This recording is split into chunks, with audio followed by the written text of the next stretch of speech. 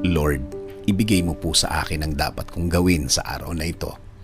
Lord, thank you for this day. Thank you for another day. Alam ko na marami na namang opportunity ang darating sa araw na ito. Alam kong darating na ang pagkakataon na inaantay ko, Lord. Panginoon, bigyan mo ako ng direksyon ngayong araw. Bigyan mo ako ng guide sa kung ano ang aking gagawin. Lalo na sa mga problema na dumating sa aking buhay ngayon, na may mga pagkakataon na nalilito na din ako, Lord.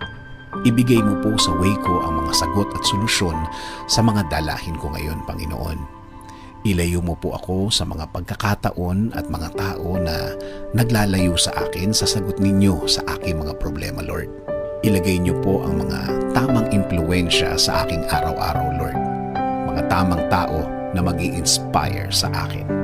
Mas magbibigay ng mga paliwanag tungkol po sa buhay at lalong-lalo na sa inyong presensya at